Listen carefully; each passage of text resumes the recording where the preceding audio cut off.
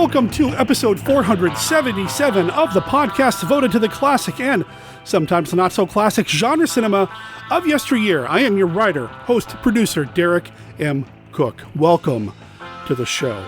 We've got a lot to get to, but first, I want to say thank you to the band The Evanstones. They are a surf band based out of Seattle, Washington, and they just released the album 1961. It is a full-length album, and one of the songs is called Shoot Up at the OK Canal. You want to know how it sounds? It's what you're listening to, and it's what they gave us permission to play here on the show. You can find them over at Bandcamp at the-evanstones.bandcamp.com, or just go straight to their website, theevanstones.com. Buy their album, let them know that Monster Kid Radio sent you, and of course you'll get to hear this song in its entirety at the end of the episode. All right, so this week on the show, we've got conversations not just with one, but two different Monster Kids, two different conversations, two different Kaiju fans. First, you're going to hear from Kyle Yount. That name might sound familiar, especially if you're a long-time listener of podcasts, because Kyle was the man behind the phenomenal Rondo Award-nominated podcast, The Kaiju Cast, which is directly responsible, or maybe indirectly. Either way, they are responsible for turning me into the kaiju fanatic that I am today. And I'll mention that briefly in the conversation I have with Kyle. Now, that's not what we're talking with Kyle about, though. Primarily, we're talking about an event that he is planning right now called Kaiju Con-Line. We're going to talk all about that. And then after that, Anthony Wendel comes back to the show, and we're going to be talking about a Japanese genre film that has a tiny bit of kaiju in it. That movie is Atragon, and oh boy, spoiler alert, that movie is cool. So we're going to talk about that as well as catch up with Anthony, see what he's up to, and check this out. We play the Classic 5 with both of them. It's two separate games. These conversations were recorded on separate days. So we've got not just a Classic 5, I guess you could call it the Classic 10, and then of course I'm always throwing in my 2 cents for whatever that's worth. So yeah, we got a lot of Classic 5 material coming up in this episode too. We also have some listener feedback, both an email, a voicemail, and a YouTube comment. So that's coming in. Also, we have Kenny's look at Famous Monsters of Filmland. You know we can't do an episode without that. Kenny's been knocking it out of the park. He's even joining in the fun with Social Distance Saturday by providing video versions of Kenny's look at Famous Monsters of Filmland, referencing some of the select movies that we actually show during that stream.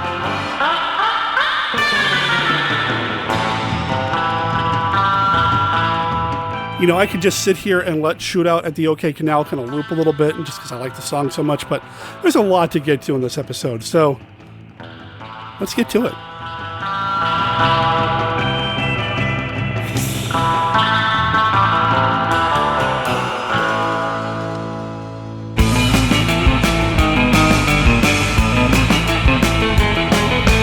A remote Pacific island, where an expedition of world-famous scientists investigate incredible rumors of its fantastic mysteries and discover barren volcanic mountains surrounding strange green valleys, mammoth caves that breed giant mutations, vampire plants that devour humans. But most astounding of all, the tiniest women in all creation. Sacred beauties of a lost tribe which worships a monstrous creature.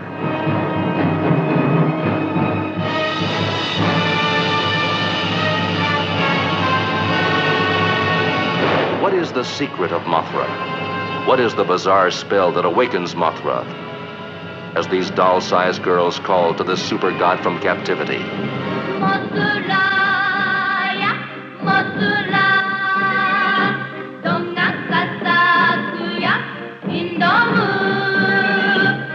Mothra, whose revenge is more devastating than any man-made weapon. Mothra, who defies warplanes. Wrecks ocean liners. Smashes dams and bridges. Mothra, creating hurricanes. Mothra, enveloped in a shell that no human force can penetrate.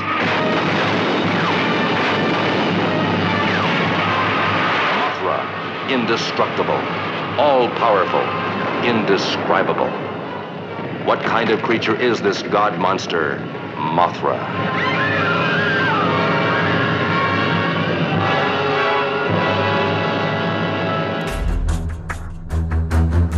Vampires, werewolves, zombies. Yes, these things are real, but fortunately for those of us who can afford him, so is Mark Temple. And he's good. Real good.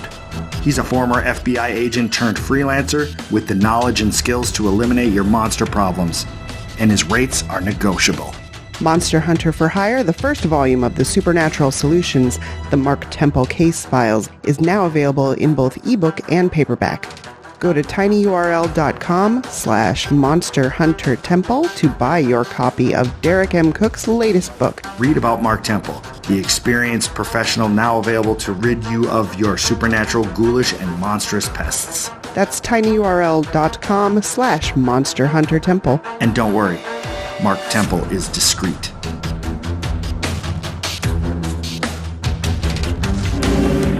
Pounding across the motion picture screen comes the most terrifying monster of them all. Gamera, the Invincible. Gamera, the super monster that even the H-bomb cannot destroy. Gamera, the Invincible. Attention everyone! Take cover! Gamera, consuming raw atomic power. Power to destroy entire cities. Open fire! Man's most destructive weapons have no effect on Gamera, the Invincible. The mightiest nuclear weapons ever devised are powerless against Gamera, the Invincible. Is humanity doomed? Will the world be destroyed? The United Nations is called to emergency session in a last desperate effort to save the world. We have one plan that we think might work. We have discussed Plan Z with the Japanese authorities, and they agree it is the best of our alternative plans. Is that correct, sir? That is so. Plan Z is hope of the world. A cast of thousands at the mercy of the most terrifying monster that ever lived. Brian Donlevy as General Arnold. Is beyond comprehension. He must be stopped now. Albert Decker as the Secretary of Defense. Will Plan Z stop Gamera? Gamera, the Invincible. All right, Monster Kid Radio listeners, I mentioned this last week that Kyle had posted something on Facebook about a Kaiju Con-Line. I'm not really sure exactly how you pronounce it, so I thought I'd have Kyle Yount come on and school me on it. Kyle, what's up, man? How's it going? It's going great, Derek. Thank you for having me on. And it is Kaiju Con-Line, technically speaking. Got it. All right, cool. Well, thanks for spending some time with me. That's all I wanted to know. Well, no, I'm just... I'll see you later. Yeah. Bye, guys. Kaiju Con-Line. And we were talking a little bit about this before I hit record, before we started recording here, that you're doing this online thing because the big convention that you go to, the one that I need to go to someday, G-Fest, isn't really happening this year because of what's happened with the virus, the corona apocalypse, and all that other stuff. This is a separate event, but you want to capture that feel. So let me just say, while G-Fest is just a convention, anybody who goes to a small fan-run convention probably knows this feeling. You go to the show and you're like, wow, I'm surrounded by people who have the same loves that I love. And especially if you're into weird stuff like giant monster movies, then that community feeling is a really important part of G-Fest. And a lot of people are going to be missing that, including myself this year. And I thought to myself, there's no reason we can't try to do something special that weekend. And because I've been doing live streamed videos every month with my new show, Collect All Monsters, I thought, gotcha. Yeah, okay. Right. Yeah. I thought, why not try and at least do like a weekend's worth of panel programming, then we'll just treat it like a live stream. That's doable. And you know what else we could do is we could ask all the artists to provide like a bunch of artwork and then link to their own stores. And then we could maybe have a gallery of that stuff. And so I started kind of piecing these things together and just decided that there was enough in this to start an actual event. And so that's where the idea Kaiju Con-Line came from. I didn't want it to be G-Fest. G-Fest was very cool with me just saying, like, yeah, go ahead. You can invite the vendors. You can invite the artists. We say the more the merrier. And I'm happy about that. I'm happy to keep doing something in the same vein as that convention this year, even if it's just a virtual experience. Sure. And I think you nailed it. And we talked about this last week on the show with Ron Adams from the Monster Batch, that as cool as it is to meet the celebrities and the stars and to see the vendors and look at all the pretty artwork and watch movies, the best part about these conventions is, as Ron described Monster Batch, it's a family reunion with people that you didn't know you were in the same family with until you get there.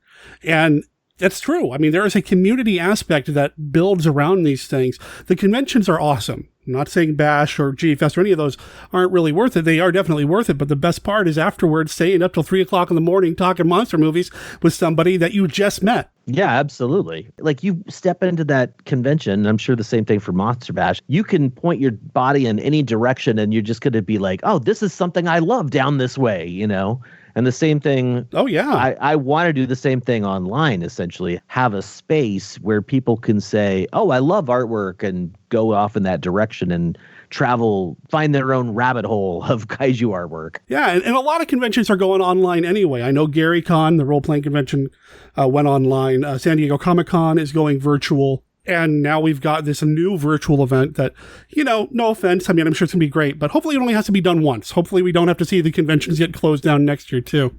But I'm excited about what you have on offer this year. Hey, thanks, I know it's kind of nebulous. I know it hasn't really been set in stone, but just an opportunity to meet with people virtually to talk about giant monster movies. I don't do that enough on Monster Kid Radio, but I love these things so much. I'm looking forward to it. Thanks, man. No, I really want to create a space where people can at least know what's going on and know where to go to do some things. And so we're going to have a lot of cool programming happening on different platforms. We're going to have a lot of, like I said, artists and galleries available for people to look at. And hopefully we'll have something cool happening with vendors. So if you're just like, man, I would have come to G-Fest and spent some of this money that I've been saving up for kaiju figures, well, hopefully you could go to our vendor list and find somebody that's got something that you want. And just, you know, we're trying to promote this sort of the community of G-Fest and also the cross promoting of other people that happens at G-Fest. You know, like somebody walks past you with a print. You're like, oh my God, who did that print? Somebody walks past you with a toy. You'd be like, dude, where'd you get that awesome figure? That kind of stuff is what we really want to happen. Like, and so the panels are going to be live streams. We're going to have some videos happening on YouTube and some photo galleries on Flickr and just all sorts of stuff happening all weekend long. And hopefully in the coming weeks, I can even announce some even cooler things, because some very cool things could be in the works that I can't even talk about yet. Totally understand, man. And this is good for the vendors, too, to go back to them, because they're not making the income they would normally make by going to these conventions. So by giving them a space to kind of highlight what they have to offer and hopefully get some sales their way is going to help them out, too, which, you know, we all want to do. I mean, we want to try to support each other, you know? Absolutely. Yeah, that's really, I feel really strongly that if we can't do something to help each other in this time where we're all separated by the rules that are in place and what's happening with this pandemic, like, honestly, I couldn't imagine not trying to do something like this, or at least not trying to get involved with other people at this time of year, you know, especially kaiju fans, I should say. Yeah, I mean, that's why I do my weekend streamings and, you know, and try to get involved with all these virtual events as well. And I want to talk a little bit more about that and what you're up to, Kyle, but I want to take a quick break, because there's a game that we play on every episode of Monster Kid Radio anytime somebody comes on, and I can't remember if we've ever done this with you. We have not. We have not done this. Yeah, I already know what you're talking about. Yeah. The Classic Five! The Classic Five is a game that we play with everybody. It's a literal deck of cards that I've had printed up, and each one of these cards has a this or that, which movie do you prefer style question on them. There are no wrong answers. It's just a way to get monster kids, or in this case, kaiju kids, talking about some of their favorite things. Kyle, are you ready to play? Oh, man, I hope so. Okay. Well, I am specifically going to pull some from the Kaiju expansion deck just for you, in honor of what you did with the Kaiju cast and you personally, and how you brought me into Kaiju fandom inadvertently. You know, this is what I want to do. I want to give you some Kaiju cards. Here we go. Card number 1. Totally random. What is your go-to film to introduce somebody to Kaiju films? Ooh, that's an interesting one, because I have 2, right? So if you're looking at somebody who loves the classic, maybe the cheesy, maybe the, just the visual look of the 1960s and stuff like that. If you're talking about somebody like that, my go-to is always going to be Monster Zero or Invasion of Astro Monster. Okay.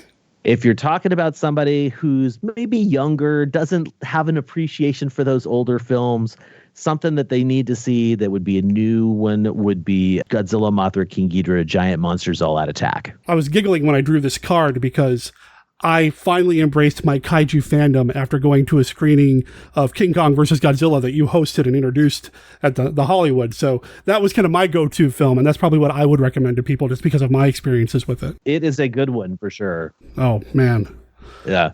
Yeah, I remember you getting up there and talking about the different ballyhoo that the press book recommended people do by like having a drunk person or a drunk monkey kind of doing stuff and all that. Yeah, I remember that. I was like, that's awesome. The seat selling slants. Yes, that's right. Those man. are my favorite parts of the press books that came out from that era. Oh, I love that stuff so much. All right, card number 2. What is your I'm going to ask this. I know the answer. What is your favorite non-Toho kaiju? Non-Toho kaiju. Ooh, yeah. Well, I have a long time affinity for Gamera. Yeah. And especially the movies that came out in the 90s, which we've talked about before on your show. Yeah, it's been a while, but yeah. Like those movies, they're so amazingly done. And I mean, he has his own legacy. And because I did a commentary on the upcoming Arrow box set, I must also say, Gamera! I was going to ask you about that. I had heard about that. That's awesome. That's incredible, man. I love to see podcasters do good and to be able to do some audio commentary. That's amazing. I'll tell you what, man, it was a ton of work. It was way more work than I thought it was because I was doing it by myself. We do, some of the commentaries for fun for the Kaiju Cast. I think we've released 5 or 6.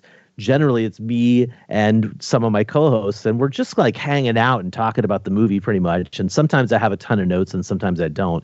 But having no one else there with you means you got to fill pretty much an hour and a half of audio dead space with your talking. And I just did a ton of research. I made a ton of notes. I actually wrote a bunch as well. And I hope it comes across really well. And I hope people really, really enjoy what I discovered, I guess I would say, what I discovered about Gamera 2. Right on. That's exciting. I'm looking forward to it. All right, card number 3. No politics. What city would you like to see a kaiju destroy right now? Oh my gosh. No politics? Okay, so... no politics. We don't do politics on MKR. Well, I guess I'd like to see more Tokyo destruction. It's been since 2016 since Godzilla's destroyed Tokyo, and I could see that again. But that's pretty boring, right? No, that's okay. No, hang on. That's a boring answer. I'm going to give you a much better answer. I'm going to give you a location that I'm just not a fan of, and I'm going to say let's have Godzilla show up off the coast of Miami. Sorry, all my Miami and Florida listeners. That was Kyle. Direct your emails to him at... Yeah. Hate mail at kaijucast.com. Why Miami? What did Miami ever do to you? I don't know.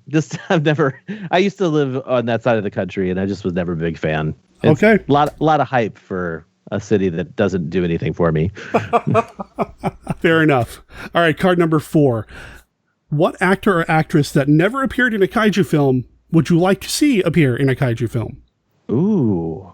Okay, well, I've never thought about this before, but if I could go back in time, it would be Toshiro Mifune. Wow. Oh, my. Ishirō Honda, the director of the original Godzilla, was good friends with Akira Kurosawa, and they shared some of the same actors.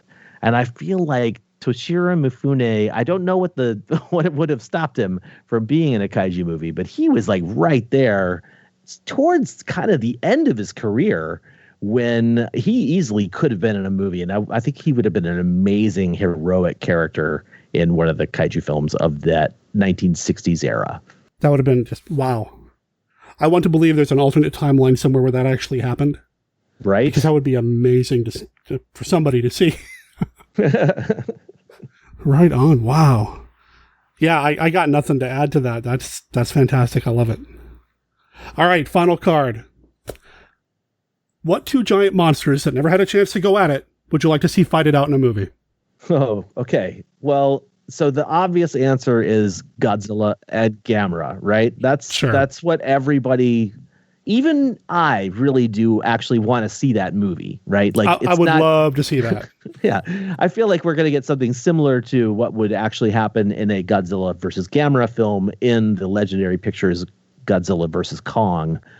But in terms of monsters that have never battled, I would love to see some of the lesser Toho kaiju, the ones that don't have like their own movies or don't have a big movie attached to them. Those guys sort of have their own battle. And the one I remember thinking of most recently would be Manda from 1963's Atragon. Appropriate, since that's what we're talking about this week on the show. Right? And 1958's Baran the Unbelievable, because it's an aquatic kaiju, sort of amphibious, I should say, kaiju. Huh. I love Varan, and I think you've said before you're on Team Varan as well. You're a big fan of what Varan is, and well, that'd be fun to see. Just more Varan anyway. But with Manda, huh. Okay. I like the idea of two reptilian beasts like sort of battling against each other. No, that sounds great. I like that. Yeah, I always want to match somebody up against King Caesar because there's just something about the look of that dude's face that I like. I don't necessarily like the movie that he appeared in, but I like the look of him, and I always want to see somebody beat him up. You don't like... Oh, you're talking about Final Wars, right? You can't I am talking about Final Wars. Mechagodzilla. Oh, heck no. No, I'm talking about Final Wars. I'm sorry. Okay, no, I'm not talking. cool. No. The last time I saw him. Oh, yeah, buddy. No. We're still friends, right? We're still good? Still friends. We're totally Okay. good. We're totally good. I thought you were saying you didn't like Godzilla versus Mechagodzilla from the original 1974 movie. And I thought, No. Oh, no, Derek, we're going to have some words. Yeah, no, that's good. We're fine. Okay, good. Ooh, started sweating there for a second. No, so that was the Classic 5 Kaiju Edition. Kyle, thank you for playing. My pleasure. That was a lot of fun. Thank you. We've never done it before with you. How to get you on here. Now, you mentioned the Gamera thing. I had heard online, I saw some posts that you were doing some commentary for them. So you're doing Gamera 2 from the 90s trilogy? I am doing Gamera 2 Advent of Legion, yes, from 1996. I don't want you to spoil anything that you mentioned in the commentary because I'm going to try to snatch that up if I can when that comes out, which is later this year, right? Yes. I think originally it was supposed to come out next month, but at this point, I'm not exactly sure how far it's been pushed out. I don't think it's been pushed back too far, though. Well, definitely something to keep an eye out for, and I'll make sure there's a link in the show notes so people can pre-order it through the Amazon affiliate link. That's definitely something I'm looking forward to, and I'm looking forward to anything else you've got coming up. I know that we've put the Kaiju Cast to rest, which an amazing run, but you've mentioned your YouTube series that you're doing now, Collect All Monsters. Yes. Is that monthly? That is a monthly show, and we try and add supplemental videos in between the monthly episodes because those monthly episodes are long 2-hour plus live stream broadcasts there. And it's all about collecting monster toys and monster memorabilia and monster collectibles, really. And you've got a team with you on that. It's not just you. You've teamed up with some other personalities in the kaiju fandom. Who else is on there with you? I really sort of cherry-picked my A-team with kaiju collectors that I know. And so I picked a grand total of 4 people to do this show with me until they lose steam and I have to get rid of them. No, until they don't want to do it anymore, basically. But basically, I chose David Dopko, who's my friend from Seattle. He and I have been to Japan several times together, and he is a huge collector, a model kit builder, a photographer.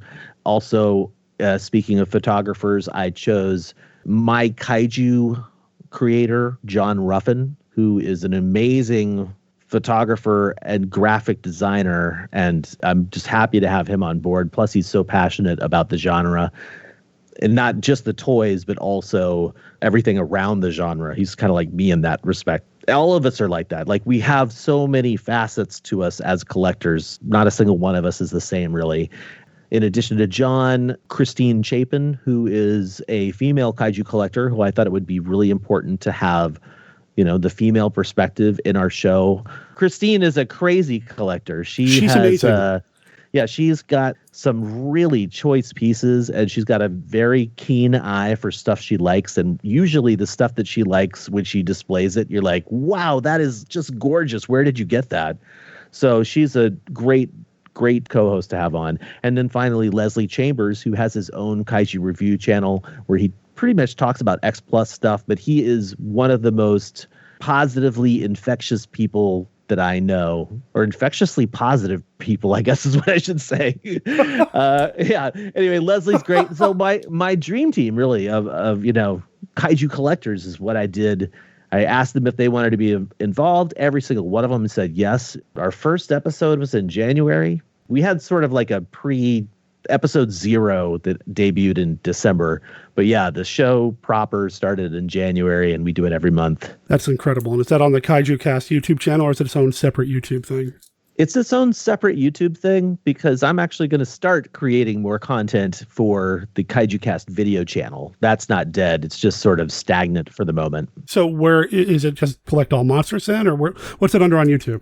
Yeah, Collect All Monsters. Okay. And if you look up, hopefully the tags work. So if you look up Kaiju Collectibles, you'll start seeing us there. But yeah, Collect All Monsters. We have our own channel.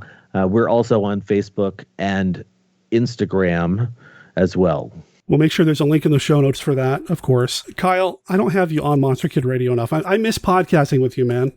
I kind of miss podcasting sometimes, but then I step back and I'm like, I look at what I'm doing right now with this convention and the show, and I'm just like, wow, well, I couldn't fit a podcast into here if I had to do it all myself. Yeah, we were kind of talking about that before we started recording too. There's way too many creative projects out there that we want to add to the pile without, Yeah, absolutely. Yeah. Can I tell you something that's amazing about the difference between the show I'm doing now and the Kaiju Casts I used to do?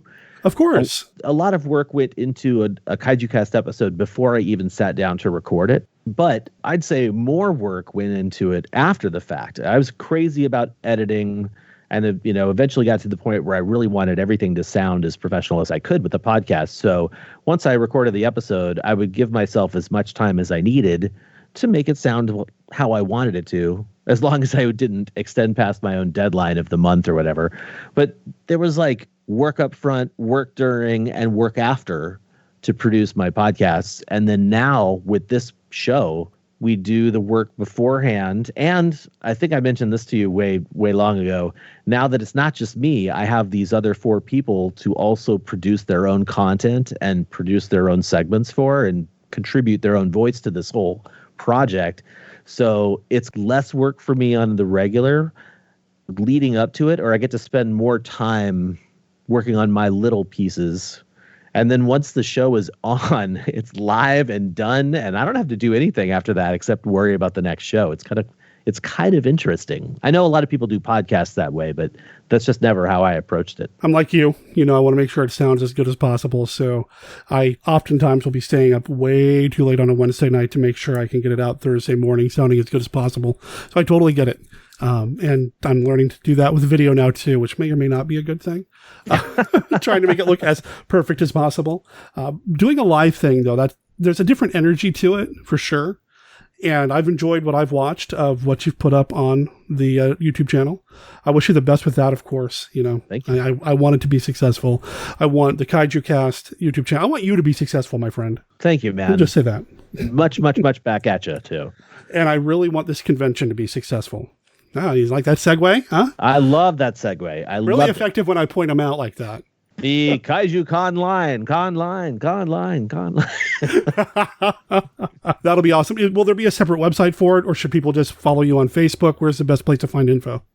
Okay, so right now what's happening is we're sort of working up the website. It's just a page. You can go to kaijuconline.com, and there is a page that just says coming soon, July 11th and 12th. We are in the process of organizing things and firming up ideas, and within a week I should have a lot better framework in my brain, at least, if not on paper and being worked on. But the idea is that kaijuconline.com will be a portal, and you would go to that portal as if you were sort of going to the convention, and you'd basically choose what you want to do from that portal do you want to check out the artists, check out the galleries, check out some of the video streams? We're going to have links to everything, and hopefully links from those things to other things if they involve people doing other things, so that it's all sort of a big weekend of cross promotion. Like I said, we're going to have different things happening on different platforms. It's going to be all happening in different areas, but that portal, kaijuconline.com, is where we're going to have all the information about schedules, rosters, etc. And the last question I have for you before I let you go, because I know we have a meeting to prep for here in a couple of hours. Will it cost anything? No. The whole idea of this is that I didn't want to have any money happening, so everything is being done volunteer-wise on my own end, on my friends', their time. It's just all volunteer work, so we can have a cool thing happening. We don't want anybody to have to pay to enjoy this, and we also want people from around the world who don't normally have the ability to go to G-Fest to see the kind of programming, the kind of stuff that G-Fest normally does, but in a virtual setting. And maybe that might actually convince somebody that they need to take part in the live experience in person next year, hopefully next year, There you go. Well, that's the best part, is that it's going to be free. Okay, maybe not. The best part is that we're going to be able to meet a bunch of new people there. The best part is that I get to go, okay? I'm going to be able to go to this G-Fest-like event for once. So I'm looking forward to it, Kyle. And as we get any more information about it, please don't hesitate to drop me a line and say, hey, can I come on and talk about this or that? Because I want to promote this as much as I can. Thanks, man. It's much appreciated. And yeah, like I said, July 11th and 12th, it's all going to be online, kaijuconline.com. Listen to that. Listen to that, guys and gals. You got to go. Kyle, thanks again, man. Thank you. That's kaijuconline.com. There will be a link in the show notes, and like Kyle said, right now, it's kind of a bare-bones site. It will ultimately become a portal for everything that's going to be happening during the Kaiju Con-Line. It's happening July 11th and 12th. Online. It looks like Monster Kid Radio, or at least I'm going to be involved tangentially, and as soon as I know more, I'll make sure that you guys and gals know more. So go check that out. Also, make sure you follow up with Collect All Monsters on YouTube. As of right now, they've got 25 videos for you to catch up on, to see what's going on with Kyle and everybody else that's involved with the Collect All Monsters YouTube series. Kyle, thank you so much. And I meant it when I said earlier, I miss podcasting with you, man. I know we didn't do a lot of podcasting together, but the few times that you had me on the Kaiju Cast, it meant a great deal to me. I really appreciate it. And if there's any way we can collaborate on something down the line, dude, I'm all in. 2 giant monster films, The War of the Gargantuas and Monster Zero. See the 2 mighty Gargantuas battle to the death. And on the same program, Rodan and Godzilla join forces to destroy the deadly Monster Zero. The War of the Gargantuas and Monster Zero. Both in color, rated G, general audience, from United Productions of America, a subsidiary of DEI Industries. How often has this happened to you? You're on your way home after a long day when suddenly tragedy strikes. No human mind could imagine the enormous destructive power of this maddened, killing thing. Professor, there's a big lizard back there and he's heading this way. Now get aboard! It's the kind of thing which can ruin your weekend. To prevent catastrophe, you need the Handbook for Surviving a Giant Monster Attack. This book features extensively researched methods to help you survive a giant monster event.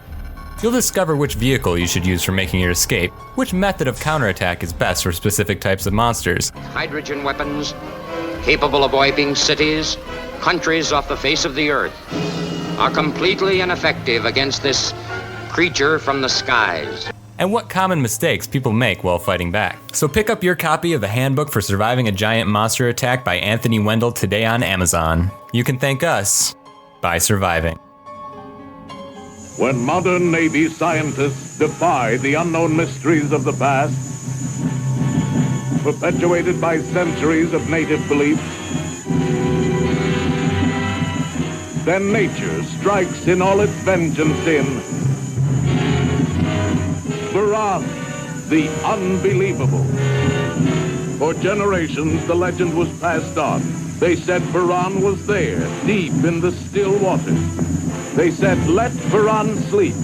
That lake water's going to be contaminated after we finish the tests. Probably affect the fish, too. We just can't take any chances. But those people have depended on their lake for their livelihood all their lives, and their parents before them. Anna, now should we be this concerned about a handful of people when we might perfect something that could benefit all mankind? All right, Jim. But the Navy commander would not heed their warning. He moved forward, ever searching, ever probing, deeper and deeper, until it was too late. Buran rose from the depths slowly, unrelentingly, to wreak its vengeance on a civilization that wanted to know too much. Tumultuous, terrifying.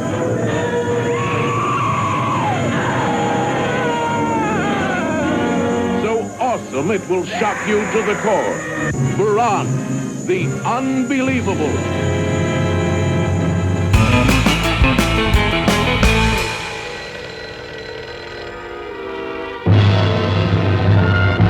What number is it?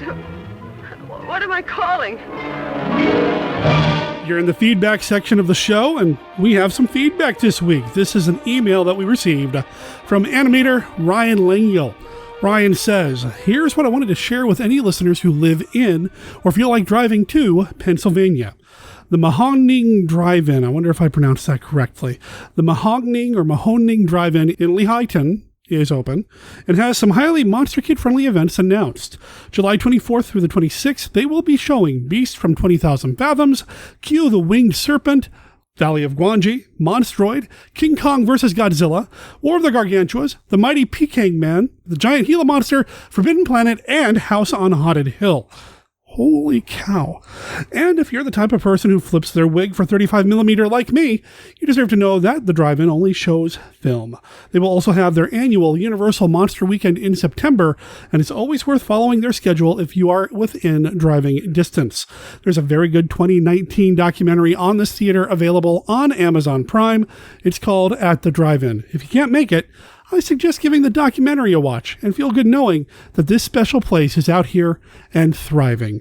And if you don't live in Pennsylvania, you have an opportunity to get a virtual taste of the famous Blob Fest and support the Colonial Theater July 10th and 11th. Thanks again for the wonderful show, Derek. As always, Ryan. Ryan, thank you for sending that in. I'm going to look into this drive-in. I'm sure they've got a website or a Facebook or something, and I'll make sure there are links in the show notes. But holy cow, all those movies, 35mm too. That's amazing. So cool that the drive-in still does 35mm. I know that a few years ago, when all the studios were getting rid of their film prints and everything going straight digital, a lot of drive-ins were worried about whether or not they're going to be able to show anything and had to get rid of their equipment to make room for the digital projectors, that sort of thing. So to know that they still have their 35mm projector is really cool to know. And, oh man, if I was out there, you know I'd be setting up camp in that drive-in all 3 days. I'd see if I could sleep there. Just, it sounds amazing. And in September, Universal Monster Weekend, that sounds so cool too. I think I've seen at the drive-in, I'm not 100% sure, though. I'm going to double check. If it is what I think it is, though, if I'm remembering it correctly, it's a good documentary. Ryan, I want to thank you for writing in. You mentioned the Blob Fest going virtual as well. And you're not the only person who mentioned that. Over on YouTube, Joseph Kolakowski, he's been on the show before. I met him at a Monster Bash a couple years ago. He mentioned that Blob Fest is going virtual this year as well. So I went ahead and I looked into it. Head over to thecolonialtheater.com, and they spell theater with an R-E at the end. And of course, I'll make sure there's a link in the show notes. But if you hop over there and do a search for Blobfest, you'll find Blobfest 2020, the home edition. It's for 2 days, July 10th and the 11th, like Ryan said. Tickets are $25. Here's what you get for your ticket. They're going to show the Blob 3 times, so you can catch that. Plus, they'll be showing A Bucket of Blood, Little Shop of Horrors, and House on Haunted Hill. Plus, there are the Shorties, short films. Somehow they're doing a Miss Blobfest 2020 and an annual costume contest. I'm not sure how they're going to do the run-out. Normally they do the run-out event where they reenact that scene in the Blob where the Blob hits the movie theater and everybody goes running out. And as I'm talking, actually, I'm seeing it now. It looks like they have a Facebook page set up where you submit a video of yourself running out of your home, about 5 to 15 seconds in length. Costumes are encouraged, but optional. Record in a horizontal orientation. Send your video into them, and you'll have a chance to appear in the Friday night stay-in show. Listeners, do me a favor. If you're going to do this, if you're going to participate in the home run out, maybe wear a Monster Kid Radio t-shirt and let us know that you were there. I'll make sure there's a link in the show notes to this. Ryan and Joseph, thanks for letting me know about that. I appreciate it. Joseph left a comment on a YouTube video, and Ryan actually emailed us. You can email us at monsterkidradio@gmail.com. That email address will be listed on our website, of course, as well. We also have a voicemail line where people can call in and leave voicemails for us. That phone number is 503-479-5657. That's 503-479-5MKR. And previous guest who was just on the show a couple of weeks back, Paul McComas, called in with this. Greetings, MKR. It's Paul McComas. Wishing you well as always. And thanking you, Derek, your and Steve's great conversation about one of my favorite bad horror films, Dracula vs. Frankenstein.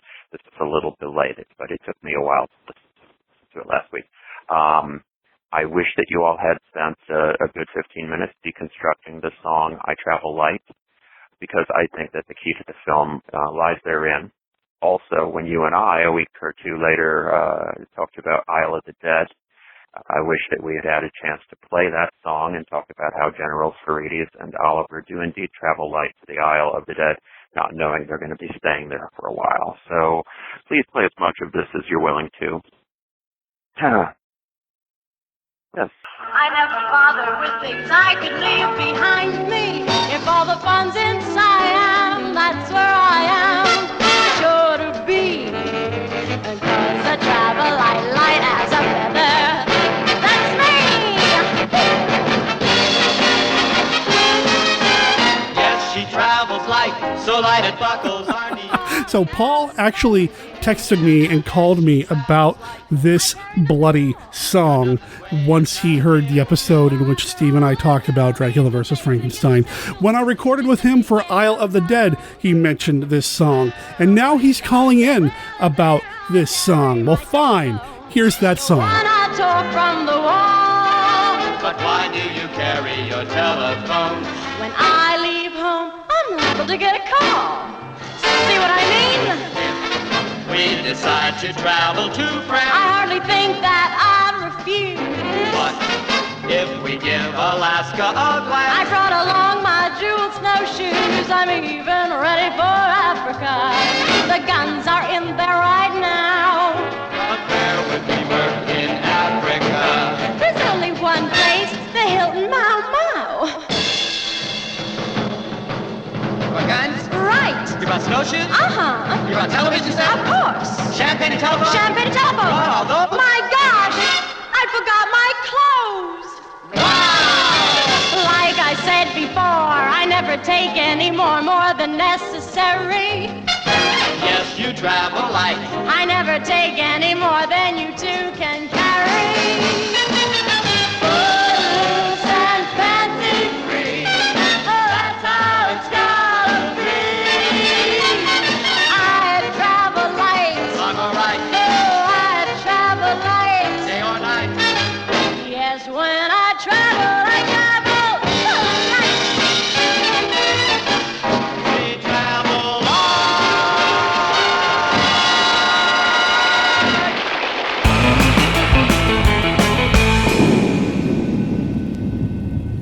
Here are the 7 wonders of the world rolled into one fantastic adventure. Frankenstein, born again to rule in terror, a monster unleashed to conquer all who stand in his destructive path. Frankenstein conquers the world. Spreading panic as millions flee his vengeance, Frankenstein towering over cities, defying the force of armies, the might of navies, and the fury of jets. Frankenstein, a name never equaled in the annals of terror. Frankenstein conquers the world. Stars Nick Adams as the American scientist versus Frankenstein, incarnate, with the strength of 1,000 men, a phenomenon such as never seen before. See Frankenstein Conquers the World, astounding on the giant screen, in Colorscope from American International Pictures.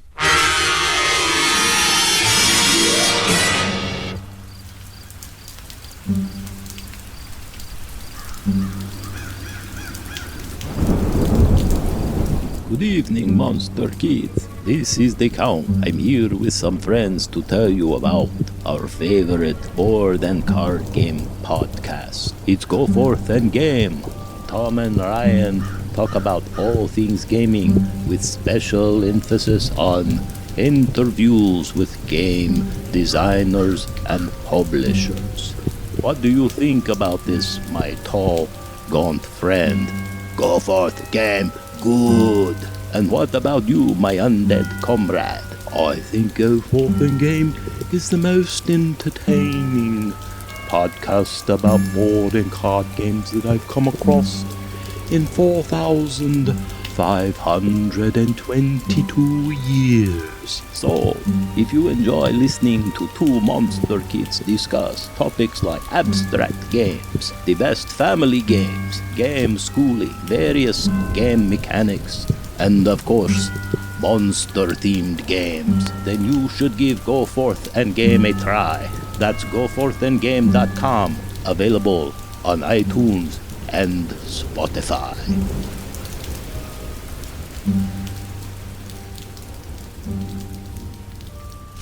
Our planet may be doomed, our Earth devastated, the monsters are in revolt, and civilization is in chaos.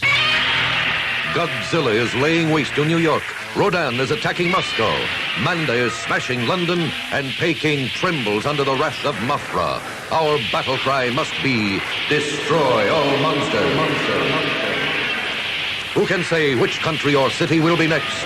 We must unite and destroy all monsters. Is there a way to defend against Godzilla, Rodan, Manda, and Mothra? The answer is no. Let our battle cry be, destroy all monsters. Be prepared. See for yourself, in color from American International. Destroy all monsters. Monsters. This picture is rated G for general audiences. Destroy all monsters. Monsters. Hello there, Monster Kid Radio heads. This is Kenny with a look at Famous Monsters of Filmland.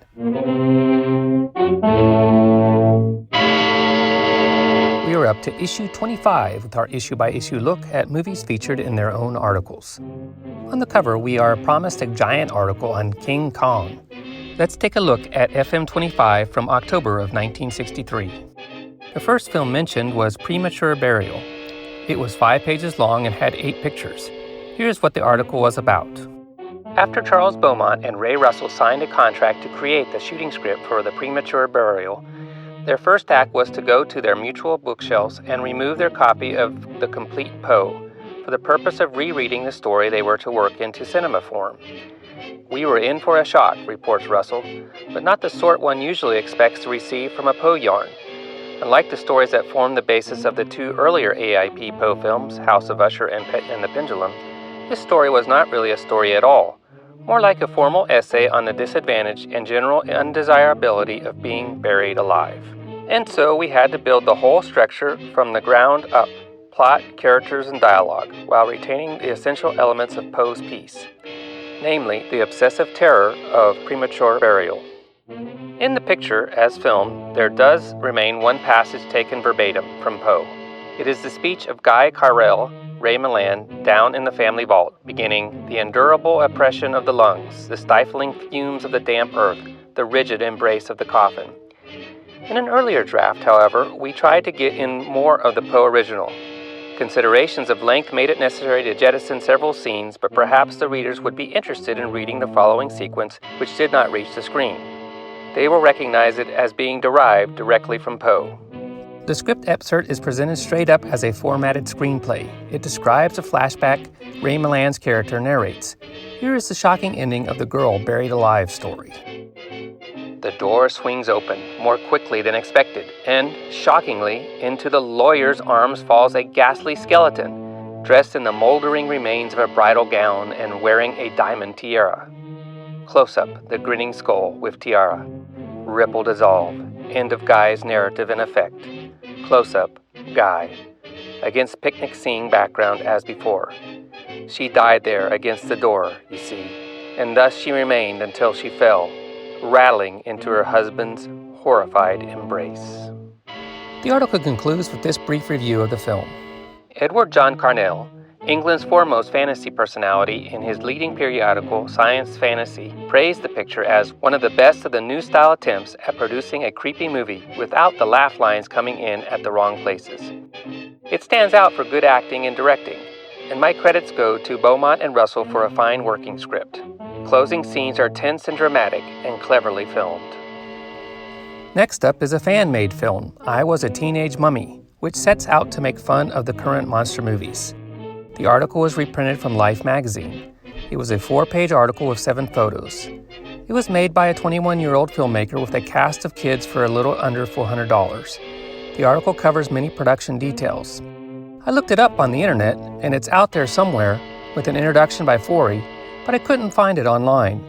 It is listed in Letterboxd and in IMDb. After the article, a homemade movie contest was announced. King Kong is next, a film book describing the plot of the movie. It is 18 pages with 29 photos and is the first of 2 parts. The last film covered was a 1912 silent version of Dr. Jekyll and Mr. Hyde. It consisted of a picture and 1-page article which had an interview of one of the actors from the film, Harry Benham.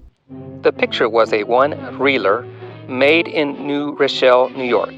James Cruise played Dr. Jekyll. His wife, Marguerite Snow, was the leading lady. And Cruise and I took turns playing the villainous Mr. Hyde. The picture was directed by Lucius Henderson.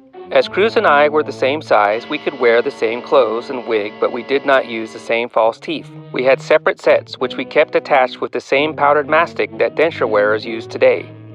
What I remember most about the making of the picture is that we were constantly changing clothes after about every scene. In those days, pictures were turned out like a butcher grinds out sausage. Sometimes it took only 3 days to turn out a one-reeler, but this one was slower because of the delays in changing the characters, so it lasted over a week of filming, much to Tannhauser's chagrin. That is all for this week's look at Famous Monsters of Filmland. We will have more next week. For MKR, this is Kenny saying adios.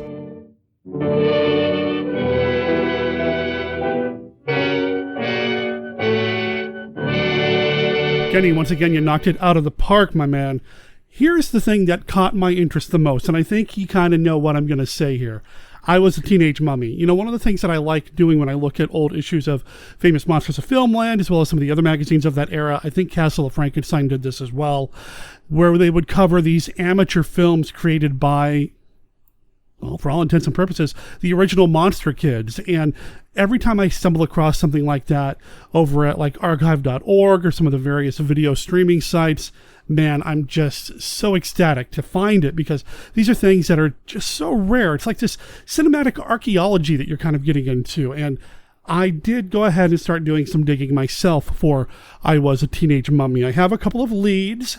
I did read the review that somebody left of the movie over on Letterboxd, and I found him on Facebook, and turns out he's an author of like horror and superhero fiction as well, so seems like he and I probably would get along. I went ahead and I'm going to reach out to him to see if he still has a copy of it. Also, I did find a retailer called DVD Lady online. Now, I don't know anything about DVD Lady. If anybody out there knows anything about this company or this website, please let me know, but it looks like I might be able to pick it up from them as well, but I can't really find anything on their website to really tell us who this company is. So maybe, fingers and tentacles crossed, we can get our hands on this. Listeners, if you ever stumble across anything like this out there in the wild, whether it's YouTube, archive.org, Daily Motion, Vimeo, any of these places, or you just happen to have some of this stuff in your own personal collection, please reach out to me at monsterkidradio@gmail.com. I love this stuff, and more importantly, I love sharing this stuff with you guys and gals. It's just this unique facet of monster kiddom that I wish more people had access to. Thank you, Kenny, for bringing that to my attention. And, of course, thank you for the rest of the segment as well. Premature burial. I don't think we've talked about it here on the show yet. It's something that we definitely need to do at some point in the future, because I kind of dig it, man. Buried within the uncharted depths of waters surrounding a group of islands off the 50th parallel lies man's most formidable challenge. The awesome awakening of prehistoric monsters long thought extinct. Science was baffled and powerless.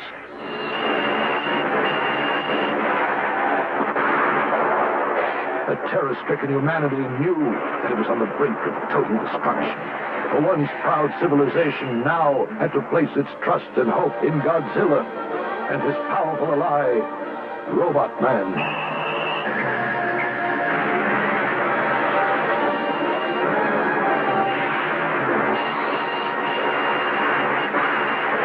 In concert, they would fight this evil in a duel to the death. Battling by day, battling by night, it was more than a race against time.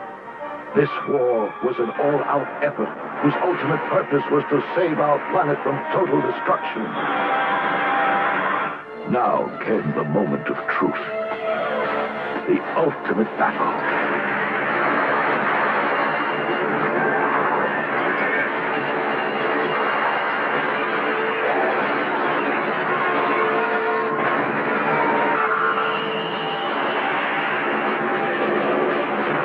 Titan against Titan, giant against giant in the most spectacular battle yet. To see it all in Godzilla versus Megalon.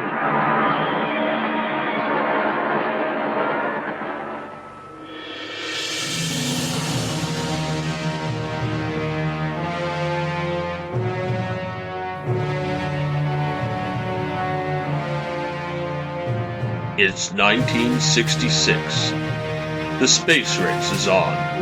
The Cold War is heating up, and giant monsters are destroying Japan. Dai Kaiju Attack, the serialized giant monster story. Presented free every week on daikaijuattack.com and sdsullivan.com. Become a member of the Dai Kaiju Attack group on Facebook. Join the action today. Out of the polluted waters it came, to become the most fearful menace that ever threatened mankind. Feeding, growing ever more deadly on smog. Only one force dared stand up to its overpowering evil. Godzilla! Godzilla versus the smog monster. Will Godzilla, man's friend, be vanquished?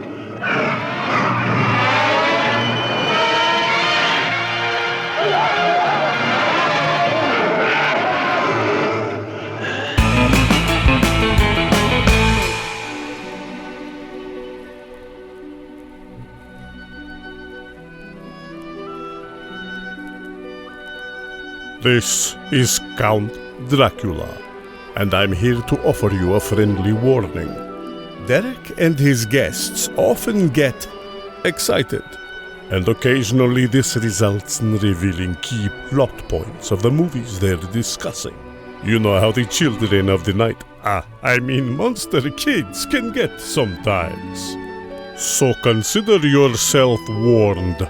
And don't come begging to me to kill them for their transgressions afterward. I have more pressing issues to take care of, like that pesky Van Helsing. The last time we had this guy on the show, we talked about Manos the Hands of Fate and Santa Claus. But that's not what I know this guy for. I know this guy for all things kaiju. It's our guy, Anthony Wendel. How you doing, man? Glory to the Mu Empire, whose light of wisdom radiates from the divine serpent Manda, who... I'm not a spy. Hi, Derek. How you been? Nice. Thank you. Nice. Man, it's been a little while since we've had you on, and way too long since we've talked about any kind of Japanese genre cinema or tokusatsu. Would you consider Atragon a kaiju film? I guess there's a little bit of a giant monster. Manda doesn't have as much appearance as he is, but at the same time, he's there enough and is enough of a plot point that you can almost compare this to Beast of Hollow Mountain that we watched together in terms of, screen time. But in the comparison, though, the Beast was the titular character, but I think Manda is the bigger plot point, really. You know what I mean? I think so. And yet there's still this air of they kind of threw Manda in to say, hey, we got a giant monster too. Because it almost didn't feel like it was 100% required to go that route. Yeah, especially watching it this time. I was familiar with Manda. I had seen, what's the Godzilla movie everybody doesn't like. Or Spinal Wars. That's it, yeah. I know Manda's in the beginning of that. And he does turn up, or it does turn up in Destroy All Monsters too, right? Yes. I mean, I know it's part of the kaiju canon, but anyway, we're getting a little kind of into the weeds. I just want to tell you how awesome it is to have you back on the show to talk about something that I know you love and you've helped to further make me love. There's just something contagious about these movies when I talk to you, man. I'm doing my job then. You're doing Godzilla's work. That's what you're doing right there. Nice one. Like I said, at the beginning of this, we had you on last to talk about Santa Claus and Monos. That's because, and listeners, you've probably already heard the promo if I've played it by now, but if I haven't, I'll play it afterwards. Anthony's the man behind a mashup novel of epic proportions. How's that going? Well, unfortunately, this year has had a couple setbacks for everybody, but when the Kickstarter didn't go through as I wanted to at the tail end of last year, I told myself, I especially made sure to promise to those that were following that I would go the Amazon publishing route, and it was a bit tricky, when you're the only one getting help, you and your wife, who you drive crazy because she's trying to help use her graphic design skill on your touch screen. She's not used to it, and she's pulling her hair out. But I'm generally satisfied with the overall product. I would have loved the Kickstarter goal to have been able to send it to a bigger publisher and get the insert images as well into the book from the artist. But at the same time, it's pretty good overall. There's a review by our good friend Jonathan Inbody. Excellent. Yes. And he gave it a 5-star review, so there you go. 5 stars? I was just like, whoa. That honored. The book, of course, is Santa Claus Conquers Monos, The Hands of Fate. You can pick it up as a paperback or a Kindle edition. You don't have to have an Amazon Kindle device to read the Kindle edition. The software is free to put on your iPad or whatever other tablet you have. And Monster Kid Radio approves. I mean, look at that cover alone. The cover is a work of art, and the story is just fun. And Jackie actually did the foreword, so there you go. Oh, yes. She is awesome. So, yeah, listeners, check it out and maybe stock up now so you can get your Christmas shopping out of the way many, many months ahead of time. When Anthony is not working on novels combining two of the greatest films of all time, he's got his head firmly in the kaiju clouds. And when we were chatting the other day, we had plans to talk about Daimajin.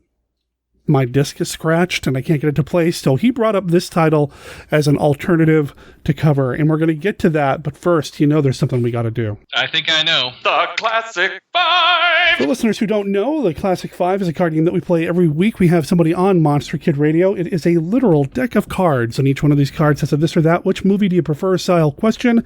There are no wrong answers. It's just a way to get Monster Kids talking or keep them talking. Anthony, are you ready to play the Classic 5? Let's start. Card number 1. Oh, and this, by chance, comes from the Kaiju expansion. Not planned at all. What Kaiju suit do you wish you could try on for a day? Easy. That would be the Godzilla suit from Godzilla vs. Biollante. Really? Okay. What's special about that suit that makes it the one you want? Without a shadow of a doubt, it's one of the best entrances into the film Godzilla has, period. In Godzilla vs. Biollante, a terrorist organization has set charges around the volcano where Godzilla is held up and sleeping. When they detonate, the effect is just incredible. It's like he's a demon coming out of the bowels of hell itself. It's just got such a cool, iconic look, and I'm just like, whoa. I haven't watched that one in a while, so now I kind of want to watch it again just to kind of get that scene, because that sounds amazing the way you describe it. Makes it sound like something I haven't seen before, even though I know I've seen the movie. Right on. It's one of those things you gotta revisit. It's just so good. Yeah, I've still been meaning to sit down with my Criterion collection of the Godzilla movies I got last year and still haven't broken open yet, so. That's actually what I've been doing so far this year. First I got through that, then I got through, finally, after taking far too long to get through it all, my Universal Horrors collection. Excellent. And now I'm currently making the rest of the year of Ultra. I'm working on Ultra. Oh, yeah. I'm working on Ultra Q right now. Yeah, what do you think? I thought I wouldn't like it because I'm not a fan of shorter stories, but even though they're not as defined, the cast that just kind of like stumble upon all these giant monster events happening, It's good. It really has some stuff. I actually got to the Baron Spider episode. Oh, that's a good one. And you know my hatred of giant spiders, and yeah. It got me, man. I know it just... Yeah, I know the rest of the body... I know it looks prop-like at some angles, but other angles, especially with those fangs and how it looks like a actual tarantula, I was like, okay. Not cool, not cool. Kill from a distance. I love me some Ultraman, and Ultra Q being kind of the precursor to that. I love Ultra Q, so I'm excited that you're getting into it. That's great. All right, so card number 2. Here we go. What classic monster movie needs a novelization? I think I'd have to say The Creature Walks Among Us. Just because we could finally have some kind of continuation or ending, hopefully, where the scales regrow and the creature does not perish as he heads out to sea. It's an interesting choice. I think that movie is pretty underrated to begin with. I think there's some really neat stuff happening beneath the surface on that. As I was cracking the box, I had seen both the Creature from the Black Lagoon and The Creature Returns, and watching The Creature Walks Among Us for the first time, from what people had said, I put my expectations low, and I was very entertained with what I saw. With the budget and stuff, they didn't have the creature as much, but there was still enough world building through what they set up of the expedition, the people going out, that they know of the monster, they have plans for it, they want to milk it, the internal drama of the two scientists and the one that wants the other one's, that's his wife, right? Or was it fiance? I thought it was wife, but I'd have to go back and rewatch, darn. And it's amazing how that amount of drama is able to weave everything together so well. That's one of the things that I really love about this movie, is that there's all this great human drama, near love triangle stuff going on underneath the surface of a monster movie. And it's great. And it's something that I really wish more people would watch and give a chance. So I'm so glad you liked it, man. It's great. Oh, yes. Right on. All right, card number 3. This comes from the second core deck that's in production. Boris Karloff as Frankenstein's monster or the Mummy? Wait. When Karloff was the mummy, was he the first mummy or Karas? He was the first one, Imhotep. Oh, I love... Frankenstein is my universal monster, but Imhotep, man, he was on fire as Imhotep. He was manipulative, he was evil, he was plotting. He steals the scene every scene he's in. I gotta go with Imhotep. He does seem to have more to do in that film. I've never seen a Karloff performance I dislike, so it's kind of hard. I'm glad I'm not the one that has to answer. All right. What was that, card number 3? Okay, yep. Card number 4. Who would really win in a fight, the Wolfman or Dracula? Dang. I don't always want to go straight to Dracula because, he's always so overpowered, but at the same time, the Wolfman, they are both bound by nighttime fights. I mean... good point. I gotta go with Dracula just because he is smarter. The Wolfman becomes too primal. To fight Dracula, you have to exploit his weaknesses. The plethora of them that there have been over the years. Garlic, silver, running water, depending on what version you're using, and right. The Wolfman's not going to do that. He's just going to charge in head first and try to go for the jugular.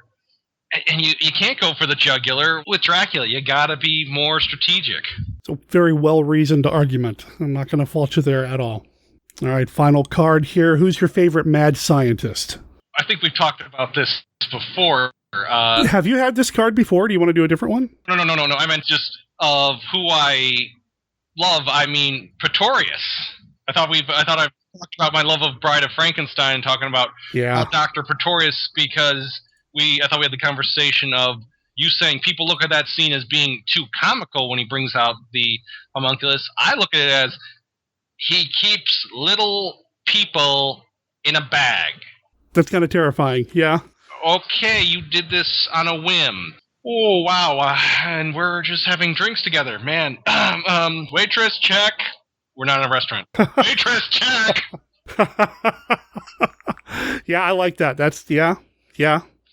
Pretorius was so underused, man. I would have loved to have seen more Pretorius. I don't know how you'd get him out of Bride of Frankenstein, considering how that movie ends, but still, I would have loved to have seen that character do more. Well, The trick is, you could do it, but how did Pretorius would do it? You would need a Pretorius level skill of, basically putting Pretorius's head in a jar, but then Pretorius would be the only one to do it, so you're kind of in a, what comes first, chicken or the egg kind of situation. Good point. Good point. All right, well, that was the Classic 5, and as always, it's always fun to play, and having somebody who's got a slightly different background when it comes to these monster movies play, it's even more fun, so thank you for entertaining me at the very least. Yay. Atragon, the ninth wonder of the world. Atragon, an earth mover. A flying fortress. A submarine. Atragon, technology's newest, fights all the powers of black magic.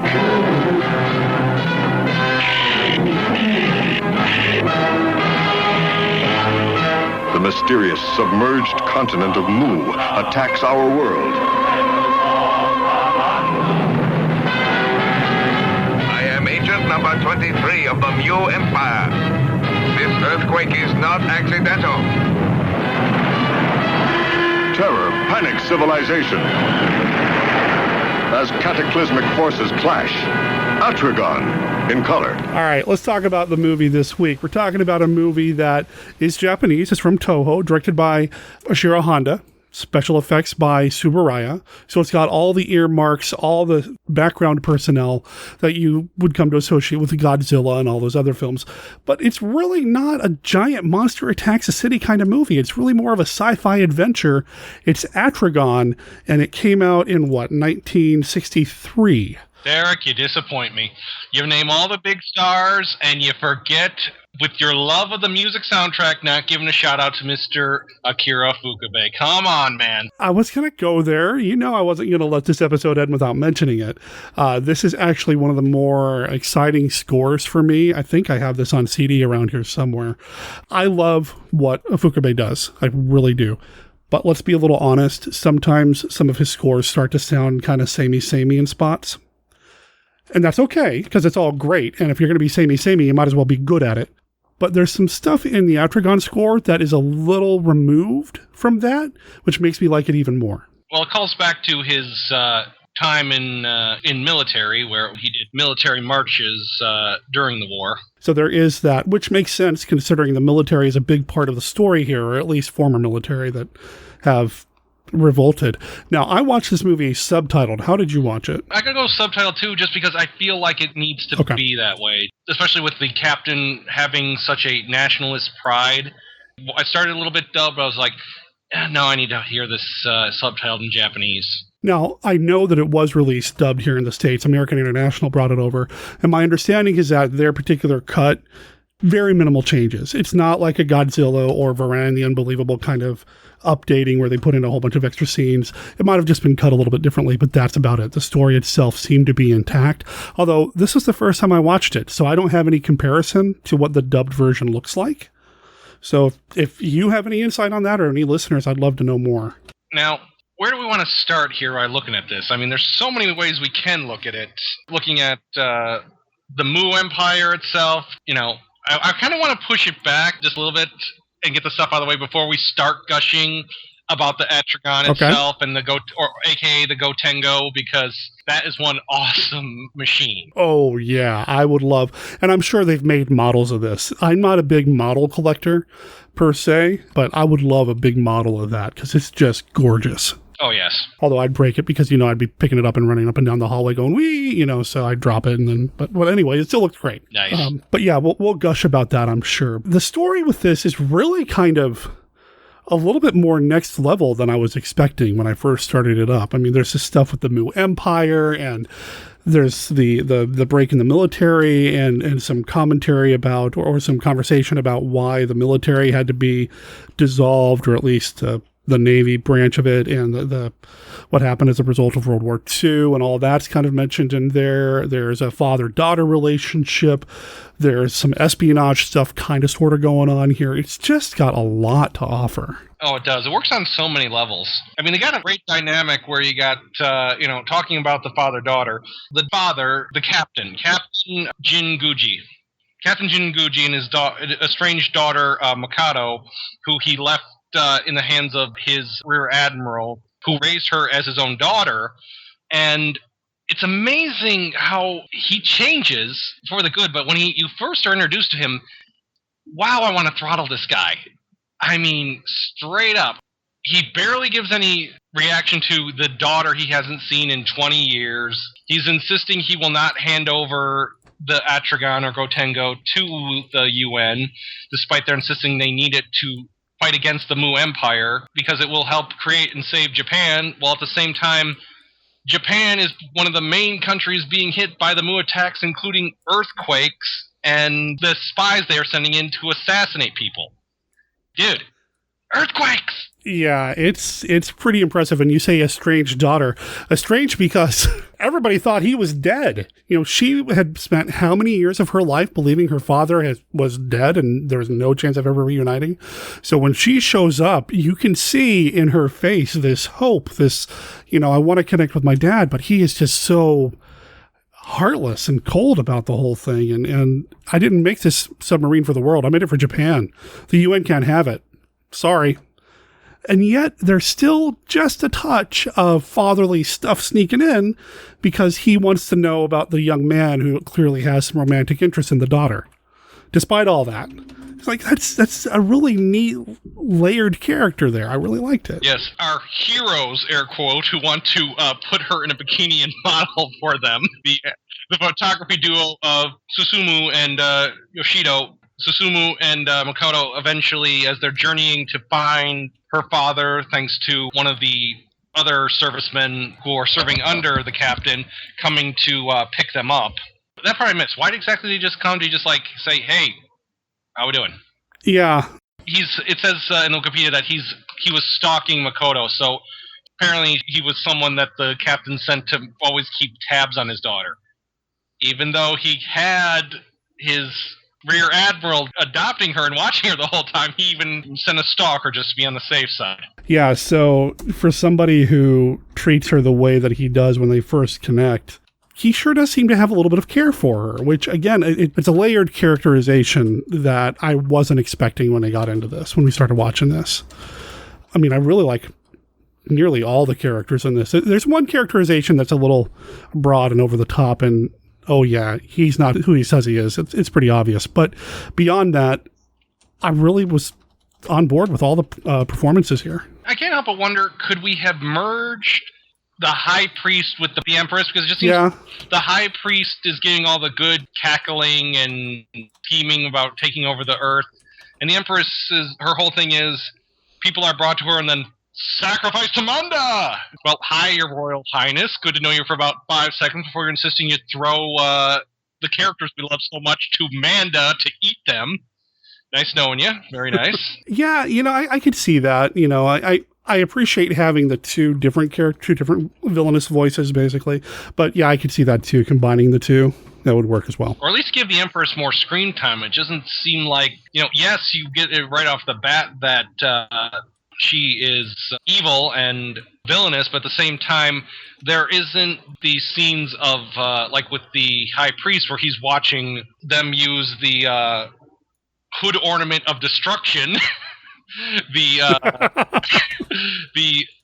stone dragon that they affixed to the stolen submarine that they used to wipe out the first wave of attackers against them. You know, right. You know, something like that, of just sitting back and knowing that they've got the upper hand. She needs just like 1 or 2 more scenes to really seal her evil. Okay. The impression that I got is that, I mean, yeah, she's the Empress, you know, the person in charge, but it almost felt like she, in terms of who really holds the power here, she was more figurehead, whereas the priests seemed to be a little bit more in charge of everything, but maybe I'm just reading way too much into it. No, I totally agree with you. That's it in a nutshell. You know, especially because, yeah, she is a figurehead in terms of what we see. She does, you know, only stuff that is figurehead related. Sacrifice to Manda, coming in to antagonize the prisoners. You know, she doesn't have the scenes that the priest does that really helps to showcase him being such a menacing force. I mean, she's menacing, but more in that pure evil look. Almost to the point to where it feels to me like she knows that she's pretty much useless in terms of like real leadership, that her final acts, she doesn't know anything else. She has nothing else to fall back on. So, of course, she's going to, spoiler, end herself, swim to her death, basically. I get and I don't get. What I think she really needs is just a scene showing how much she believed in her people or believed in what they were doing. Because then Gotcha. Because then the scene where she throws herself and swims back to her sinking kingdom, it's just the whole, I can't accept there's anything else other than Mu. Gotcha. That's what they need. They needed the whole fermenting that, or even a scene with her and the priest talking where she could say, where he could be bringing the plans to her and she could be like, the way of Mu is the pure way, or something, just something like you gotta accentuate that this is what she believes in, and there could have been no other path for her. Gotcha. Okay. She was a fine actress. I didn't have a problem with her performance at all. Just, I can see where you're going with that, though, too. That makes sense. Man, there's a lot to talk about here. How do you want to approach this? This is the first time watch for me, so I'm not as familiar with it as some. I think we need to make this more of a sell it to the audience to really whet their appetites, because we're pretty senior monster kids ourselves, and we combined don't have a good double-digit viewing history of this film. That's true. That's true. So it's unfortunately another one of those films that people come late to. Yeah. Yeah. So Atragon is the name of this really cool submarine, but it can fly kind of thing, and we're not introduced to that for quite some time. I mean, really, the story seems to be more about the Mu Empire making a play for Earth. We learned that Mu used Earth as a colony, basically, that everything came from Mu, and when they sank, they continued to exist. They just, as colonists, we kind of just did our own thing. We kind of forgot about them, and now they're back, and they want their world back. But they know there's a threat out there that needs to be stopped first, and that happens to be this amazing machine, the titular Atragon. Or what was the other name they were calling it? Gotengo. Now, why two different names? The Gotengo translates to Roaring Heavens in English. Okay. The film is also known as the Undersea Warship. It's actually a smushed together of Atlantis Dragon, becoming Atragon. Okay. The Atragon is courtesy of the specs on Wikizilla. I've actually did some cross comparisons and just what we're looking at here. Well, for starters, the Gotengo is shown to be able to fly at Mach 2. That's actually scientifically possible, but what it was is impossible. Because 10 years ago, from the date of the actual release, the Mach 2 sound barrier did have its anniversary of being beaten by the Douglas D-5582 Skyrocket. Okay. So they had already achieved Mach 2, but the Douglas Skyrocket was 13 meters. The Gotengo is 150 meters. So in 10 years, they were able to make a ship that is 10 times the size of the previous one, the same speed. That's insane. If you think about it. Also, it's underwater. It is the fastest sub on the planet for decades. The Gotengo apparently has a topping underwater speed of 80 knots. A Soviet November-class ship in 1963 was clocked at 31 knots, which actually resulted in the development of the Los Angeles-class submarines by America. And even then, those only got to the high 40s. Wow. This thing does 80. I think we're still using Los Angeles-class submarines. Yeah, that's insane how the things it can have. Though not as insane as its ultimate weapon. I loved that, though. That was so cool. The absolute zero cannon.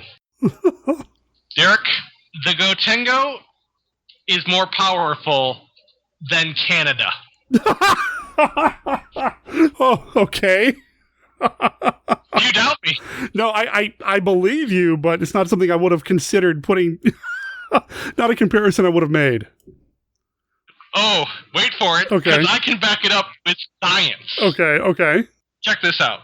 The show Death Battle, where they put two characters against each other and use the scientific facts to prove who would win an actual battle, okay, did Mechagodzilla 3, a.k.a. Kiryu, fighting the Mighty Morphin Power Rangers Dragonzord. Oh, I had no idea. That's cool. Oh, yeah. And they even gave the Dragonzord its fighting mode, where it combines with the Triceratops, Saber-toothed Tiger, and Mammoth. So they gave it its full power, and Kiryu came out on top. What gave it away, really, was the Absolute Zero cannon. Now, the Absolute Zero cannon is actually shown in the film to destroy the Prince New Tower Hotel, an actual hotel in Tokyo with 2 other buildings. Okay. Doing the math for that, what the structure that they would have to destroy and all that, the Death Battle crew came out that would take 128.2 teratons of TNT. Now, wait for it. We take that as only a tenth, because the Gotengo would be an older model, and we're still looking at 12.82 tetratons of TNT. Courtesy of the Statistics of Canada website, for 2018, the entire country produced 21,603 petajoules of energy from all known energy production resources. Okay. If you actually do the math on converting tetratons of TNT to petajoules, 12.82 tetratons of TNT equals 53.6 million petajoules of energy. The Gotengo is more powerful than Canada. That's amazing. Amazing that you did the research. That's awesome. I'd like to thank the Rooster Teeth show Death Battle, though. If they hadn't gone into the work of looking at the destructive force of Kiryu's Absolute Zero Cannon, I wouldn't have gone so deep. But once I had those facts, and even, that's a tenth of Kiryu's power. And that's just, I mean, should I have scaled it back less? I don't know. But still, I mean, even if you scaled it up, I mean, it's still, Let's see, even if we go by when the movies came out, we're talking about a 30-year difference. Mm-hmm. Scaling back a tenth is not that much with modern technology and stuff, especially if it's a weapon base. Right. I mean, I can't give it any more, or else, the growth wouldn't be feasible. Right. But once you actually put the numbers through, it was just like, the Gotengo can produce an energy weapon comparable to an entire country's energy production from 2 years ago, our time. That's insane. Oh, man. There is one throwaway moment when our, I guess, heroes arrive on the hidden island where the Atragon's being built and all that, where one of the characters points out, oh, hey, look at all these natural resources up above here. So, I mean, I guess there's some attempt to make us believe that they had the ability to create such a weapon, but holy cow, I had no idea. Putting it in real world terms, that's insane. Yeah. I double checked my math about 3 times, like, did I do a conversion wrong? Tetratons, right? I didn't put tetatons or petajoules. Peta? And I redid it through like 3 different calculators online. Well, no wonder Moo is afraid of this weapon. Yeah. No wonder. It also kind of explains how the Absolute Zero Cannon defeats Manda so soundly. Yeah. Manda doesn't stand a chance once they use it. The Absolute Zero Cannon, or in the subtitle translation, cold air jet? Yeah. I gotta find where the definition is actually Absolute Zero Cannon. The Wikipedia and the Wikizilla count it as the Absolute Zero Cannon, but one subtitle version said the cold air cannon. I think one said freeze beam, but it canonically eventually became the Absolute Zero Cannon. Right. Which again was picked up, even though they don't make reference to the Gotengo, despite referencing in Godzilla, Mechagodzilla, they reference both Mothra to pull in the microwave cannon, or the Gargantuas to pull in the maser cannons. The Absolute Zero Cannon is used, but the idea of the Mu Empire or the Gotengo does not come up. Which I guess is for the best, because if this weapon existed in those Godzilla or Kaiju films, man, they wouldn't stand a chance. Oh, no. I'm going to have to try to find this series. You said it was Rooster Teeth? Yes. Okay, I'll keep an eye out for it, because I'd love to put a link in the show notes to the episode that you were just referencing. It'd be fun to look at. That's crazy. No wonder, like I said, no wonder the Mu Empire is freaked out a little bit. And, this is a story point that we see in a lot of classic sci-fi, whether it's The Day the Earth Stood Still, where they show up and it's like, hey, humanity's about to do something bad. You got to knock it off. We're going to destroy you. Or even Plan 9 from Outer Space. What's the actual term? The Solar Night, where they were going to... Yeah. Solar Night, where they're going to ignite the solar rays, and the idea that another country or creature or being comes in and says, guys, you got to watch the science or else it's going to be your death. And I find that fascinating, too, that this is a story that we're now seeing translated. And I don't know what came first in terms of story development or whatever, but it's not just a Western idea. This is something that's happening in Japan as well, the idea that we could have some technology that's so dangerous. And I suppose that even makes sense to come out of Japan, considering how the war ended over there. That technology could be feared if not kept in check. So I get that. But I did like that. I did like that there are so many references to the fact that we dissolved the military 20 years ago because of the terms of the treaty. We surrendered our military, that sort of thing. And that even comes up as well. And to me, some of my favorite kaiju films, and I'm going to put this in this camp as well, it's tokusatsu, so it's kaiju adjacent at least. I love when they really give us more than just a monster breaking stuff. I love to watch monsters break stuff. I love me a good Godzilla movie, King Kong movie, whatever. Break those buildings. It's cool, right? But when they put these extra little levels of story and ideas, things to really think about, I really enjoy that. It's one of the reasons why I really like Shin Godzilla so much. There's so much commentary on the bureaucracy of how Japan works and how it could have been better. And if it was better, then maybe Tokyo wouldn't have been wiped out this time. I really like these little elements kind of being sprinkled in, but not so over the head that it takes you out of the fun. Does that make sense? Yeah, I know. You're talking about little bits of world building. I think you were talking about teams, and yeah, I've always loved a good team that's formed for the specific way of dealing with the threats. I mean, a G-Force, a Dash, a Guys, a Guts, listing off different Ultraman teams. The Science Space Patrol, of course. Right. And you've got all that in Ultraman, too, which is actually something I feel like they've kind of gotten away from some of the more recent Ultraman stuff, which, I mean, is okay, whatever, but I really like having that other organization that's all they do is deal with the monsters, and that's where our heroes are. I really like that. And maybe it's because it's the first Ultraman stuff I watched was like Ultraman 80. I'm talking about Ultraman and the different teams, and I love having that extra little team element as well because it gives us a chance to have more interpersonal drama, which gives us even more story beyond monsters breaking stuff. Don't get me wrong, I like watching monsters break stuff. I think I can speak for both of us. That's one of the things we like about these movies is that the model work is so cool to see taken down by a guy in a giant rubber suit. But we don't get a lot of that in this. No, unfortunately we didn't. But at the same time, it's subtly how he's used. Manda, though he doesn't give a chance to truly rampage, you don't need him to rampage. Right. Good stuff. The other aspects like the Mu Empire's ability to create earthquakes, the fact that they are easily able to steal ships from the ocean, and then they have their own weaponized technology. That just goes to show, almost how much of a threat they are. We keep a giant monster just for ceremonial purposes. Think about that, huh? Yeah, we don't even need him to come out, and we can still kick your butts. They do call him their deity at one point, which is a very Japanese monster thing. I mean, Mothra is, the deity for those people and all that. And I get that too. But yeah, you're right. It's like, well, we've got this thing here we could turn on you, but, we can also make earthquakes. So get under that desk and hang on, because here we go. And I did like the earthquake stuff too. Like I said, for some watch, the first earthquake, I knew I had to do something with the story. They wouldn't just throw that in there because. I liked that it wasn't because a giant monster was doing something. It was actually the technology of the Mu Empire causing the earthquakes to happen. I like that too. I mean, they show, oh, look, we've got this super city, and just, that could be Photoshop. But just like, no, here's an earthquake, guys. Suck on that.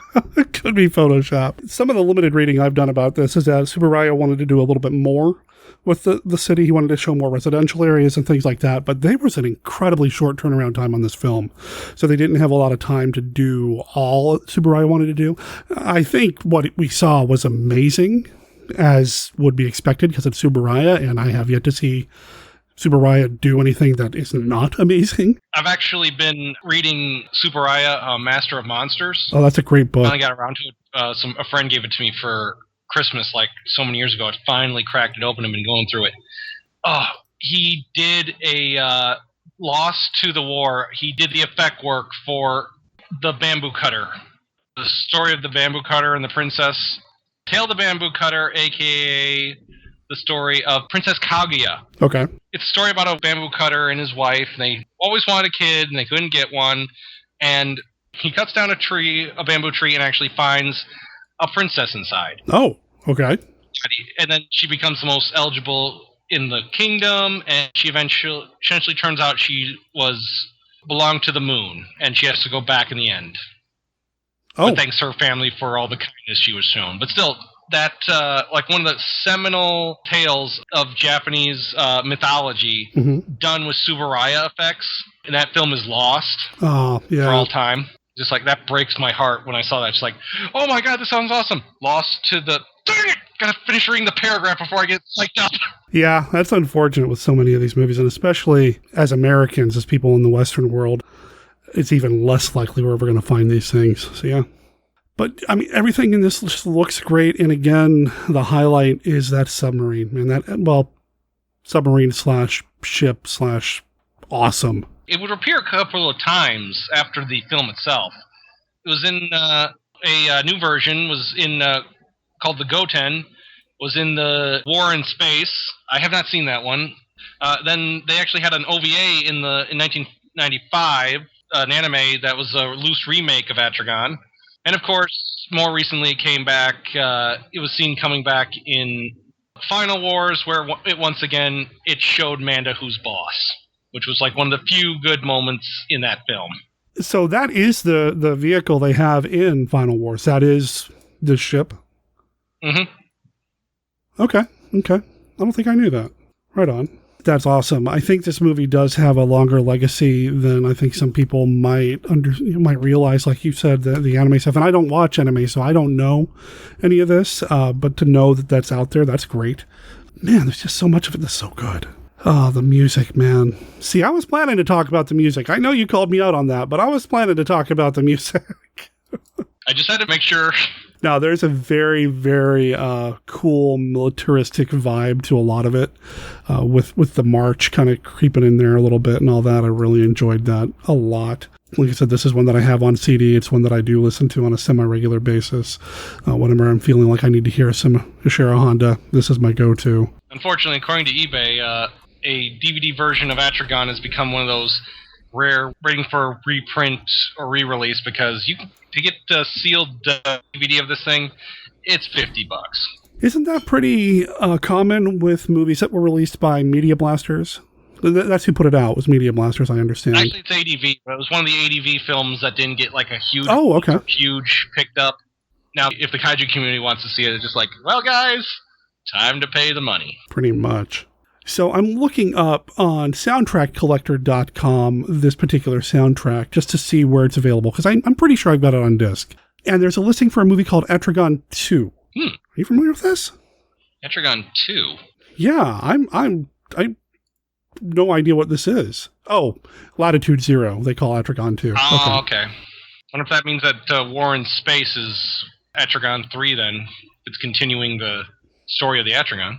So the CD soundtrack is available, but it was available in Japan. So that's how I got it. Because there were a couple of years ago when I stumbled across a couple of Amazon gift cards and realized that Amazon Japan's website honors those gift cards. So I bought a bunch of soundtracks. So I got this one and then a whole bunch of Ultraman soundtracks. And so you can get it. I'll make sure there's a link in the show notes. I don't think that because it's in Japan, it's part of the Amazon affiliate program to help Monster Kid Radio. But if you want the soundtrack, I recommend picking it up. It's really good.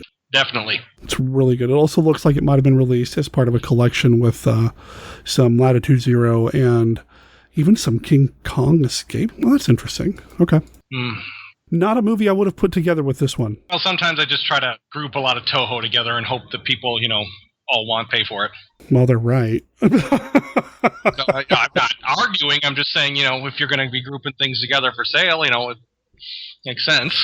So this one's going to be a little bit more difficult to track down, but I think if you do the work and you do look for it, it's going to be worth the payoff. This is a really interesting, really fun and exciting, and yet still very smart science fiction movie. This is, I think, one of my favorite movies that I've talked about with you here on the show. And we've watched a handful of kaiju films, and I like them all, don't get me wrong, but I think this one is one of my favorites that we've talked about. You don't know what you're getting into. You just see a giant, weird-looking drill ship on the cover, and there's a little dragon at the bottom. It's like, okay, where's this going? And it really has a lot of good messages to deliver, especially the idea of instead of worrying about your own problems and being focused on the local, you realize that you got to come together to fight a much bigger problem. Well, this is fiction, and nothing like that ever happens in real life. Before we started recording, you brought that up. I'm like, yeah, are we going to go political? It's not really political. It's just human right now. We got to stick together and conquer the bigger things, guys. Watch out for each other, monster kids. That's something that I think is in the best of science fiction, specifically science fiction when it comes to the Monster Kid material that we talk about here on the show, is that it's real easy to look at some of these things and see what the filmmakers and the storytellers are trying to tell us. And in this case, it's stop bickering. It's a worldwide thing. You don't need it just for Japan. You need it for the world. Do what you need to do to take care of everybody, because we're all part of it. And that's in here too. But again, it's not hitting you over the head, making you feel like you're being preached to. It's still a really cool movie. Definitely. I highly recommend everyone check it out. Yeah, I think I can speak for you, man, when I say we got to see it. People got to see this film. If you have a chance to see it, I'd love to hear your thoughts on it and see if you were affected by it the same way I was, because, man, this one's good. When we're done recording, actually, I'm supposed to go edit this week's episode of Monster Kid Radio, but really, I just want to sit down and watch this again. So if an episode of Monster Kid Radio several weeks ago was late, it's Anthony's fault for introducing me to this film. I did who with the what now? Uh-huh. Oh, boy. You can keep up with Anthony in a couple of different places. He writes for a couple of different websites, like Pop Axiom, which you can find at popaxiom.com, or Monkeys Fighting Robots at monkeysfightingrobots.com. But he's also the author behind two books that we love here at Monster Kid Radio: The Handbook for Surviving a Giant Monster Attack and Santa Claus Conquers Monos, The Hands of Fate. Both of these books are available through Amazon. I'll make sure there are links in the show notes, and Amazon affiliate links too. So just click on there, pick up the book, or a Kindle ebook edition as well. I want to thank Anthony for being on the show and thank him for everything that he's doing right now. He has been working out there in the world with people who could potentially have the virus. So he's keeping safe. He's taking all the precautions he needs to take. I just want to give him a huge shout out and let him know how much I respect what he's doing. Anthony, thank you for being part of the show. Let's have you back on down the line at some point, my friend.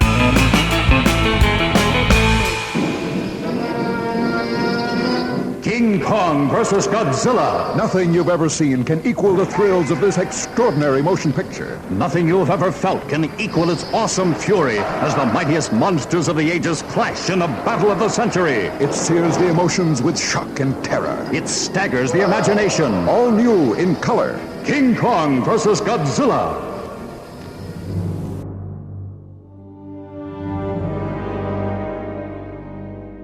C-3PO, Loki, Mace Windu, Dr. Bruce Banner, Captain Rex, Venom, Princess Leia, Jean Grey, Darth Maul, Nick Fury, Grand Moff Tarkin, Captain America, Lando Calrissian, Cyclops. What do all these characters have in common? Well, two of them were played by Samuel L. Jackson. A couple of them were played by Hammer Films veterans Peter Cushing and Christopher Lee. Come on, guys. You know this. Well, of course we do, Jessica. Just like Mickey Mouse and Captain Jack Sparrow, they're all now Disney characters. Hello, I'm Tracy of the Disney Indiana podcast, and my co-host Scott and I enjoy talking about all aspects of the House of Mouse, and that includes their newest properties, Marvel and LucasArts. We also talk about Disney resorts, the cruise line, theme parks, and whatever else Mickey has to offer. Which includes movies, Imagineering, video games, and collectibles. You'll never know what we'll decide to talk about. So check us out at www.disneyindiana.com or do a search for the Disney Indiana podcast on iTunes, because now we've got a lot more to talk about. And don't forget about those other quote-unquote Disney characters like, well, Sully. Fozzie Bear, Buzz Lightyear, Link Hogthrob, Doug, Janice, Merida, Pepe, Bruce, Ralph the Dog, Wally, Dr. The Disney Bunsen Indiana Honeydew, podcast. Even after 5 years, we're still miles away from the nearest Main Street, USA. We're not listed on the map, but you can join us at www.disneyindiana.com.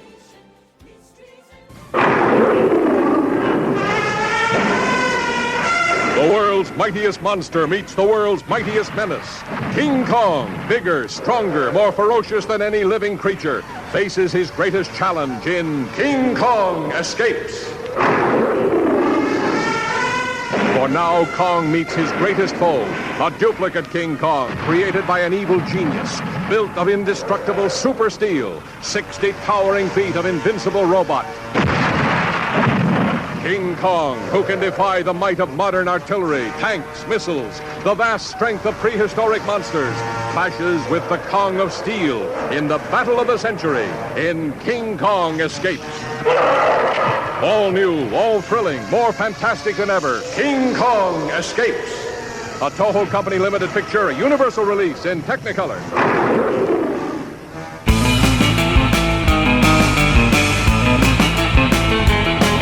Before we wrap up the show, I want to say thank you to the Portland Horror Film Festival's organizers, Brian and Gwen Callahan. They ran the first and hopefully the last time they have to do it, virtual version of the Portland Horror Film Festival this year. It was a 4-night event with countless shorts, a number of feature films, and they managed to make sure that I was able to see the movie The Brain That Wouldn't Die, which was a remake of The Brain That Wouldn't Die. Anyway, this was a remake that was produced here in Portland, Oregon. It's something that I've been following along for a while now, and I was real curious to see how it turned out. Now, I will be preparing a review of the film for next week's episode of Monster Kid Radio, so come back for that. I just wanted to say thank you to Brian and Gwen for making this movie available to everybody through the Portland Horror Film Festival. If, for whatever reason, and boy, I really hope they don't have to, fingers and tentacles crossed, but if for whatever reason the Lovecraft Film Festival has to go virtual this year, if they're going to do it at all, depending on what's going on with the corona apocalypse and everything else, if how they ran the Portland Horror Film Festival is any indication, I'm sure they're going to do just fine. That said, I really hope they don't have to cancel it. I know it's not looking great. Disney, for crying out loud, canceled their Halloween. Yeah. They've canceled their Halloween festivities. So, oh boy, it's not looking good, which fills me with, what's the opposite of joy? I mean, like a real dark, morose, goth, blacker than black opposite of joy. That's the feeling I have when I think about Halloween getting canceled. I mean, externally. Internally, Halloween lives in my heart. You guys and gals know that. Thank you for listening to this episode of Monster Kid Radio. Everything you need to know about Monster Kid Radio can be found in our show notes over at monsterkidradio.net. Our contact information is there. Links to everything that we've talked about here on the show are there, as well as links to all the books, all the people that we've spoken with, any of their products. Everything's there, including a special thanks section where we thank our Monster Kid Radio patrons who support the show at the AIP level or higher.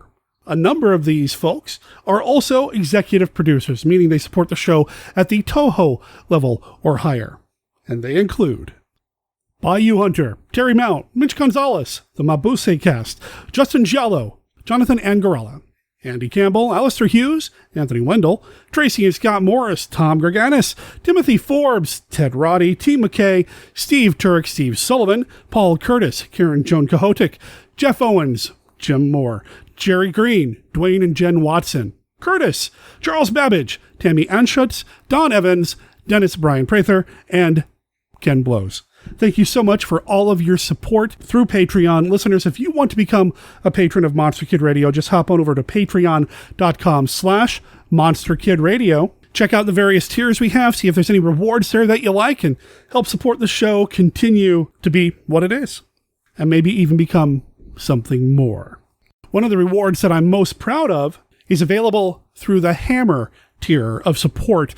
If you are a Hammer patron or higher, you receive a monthly original bingo card created by me. It's to be used when watching a classic monster movie. Every month you get a different bingo card, so the more months you support Monster Kid Radio at the Hammer level or higher, the more bingo cards you'll receive, and you use them playing a game of bingo or even blackout bingo if you want.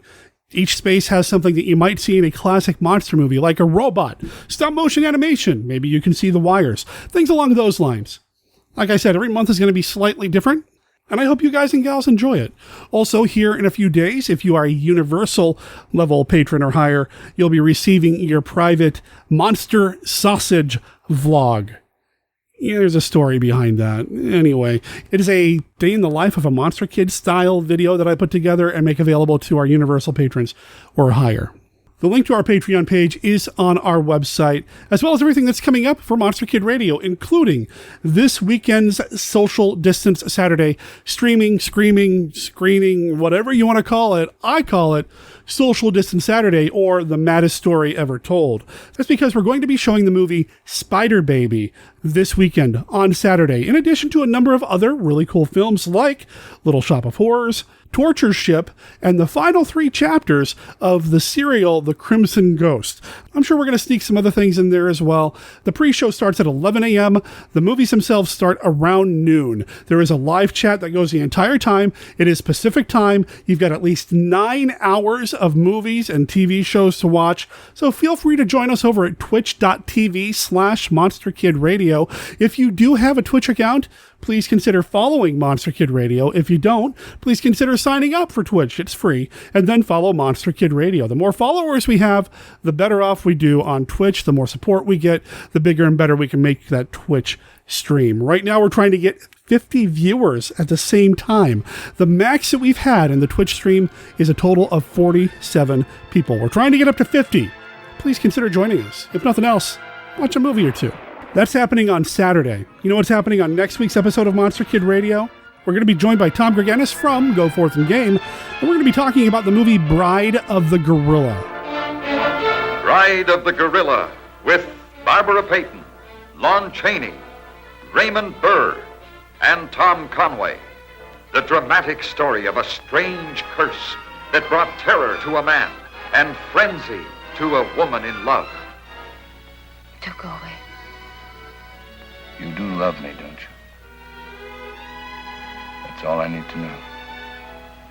Well, you're standing in my way, and Dina's. We love each other. What are you going to do about it? Did you see this animal? Yes, I have seen the animal. It walks in his hind legs. Like a man? No, like a beast that walks like a man. Oh, let's go back, Barney, please. I'll never go back. Never. Stop. Go on. Why don't you shoot? You can't miss. Barney! Directed by Curt Siodmak. Stars Lon Chaney Jr. and Raymond Burr and Barbara Payton. That is quality, and I can't wait to share that conversation that I had with Tom with you guys and gals next week here on the show. And hey, check this out, because we're talking about Bride of the Gorilla next week on the show. You know what that means? The following Saturday, for that weekend's Social Distance Saturday, we'll actually be showing Bride of the Gorilla. So stay tuned for all of that.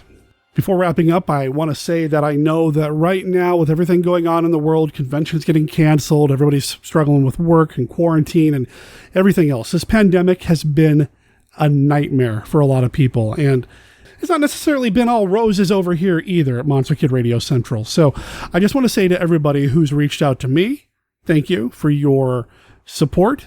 Thank you for being part of the community. I really hope that Monster Kid Radio and what we do is enjoyed by you guys and gals as much as I enjoy producing the show, chatting with people, getting to know folks, making friends, and talking monster movies with some of the best podcast listeners in the world. Thank you for being, well, there for me. Really appreciate it. Also, thank you to the band The Evanstones, who allowed us to play the song Shoot Up at the OK Canal. It is from their new album, 1961. You can find them at the-evanstones.bandcamp.com or their website, theevanstones.com. I'll make sure there's links to both in the show notes. Thanks to the band for letting us play their music here on the show. Go check them out. Let them know that Monster Kid Radio sent you. Monster Kid Radio is a registered service mark of Monster Kid Radio LLC. All original content of Monster Kid Radio is licensed under a Creative Commons Attribution Non-Commercial No Derivatives 3.0 Unported License. And like I said, Shoot Up at the OK Canal is copyright 2020, The Evanstones. My name is Derek M. Cook. I'll talk to everybody next week when we talk about Bride of the Gorilla. Ciao.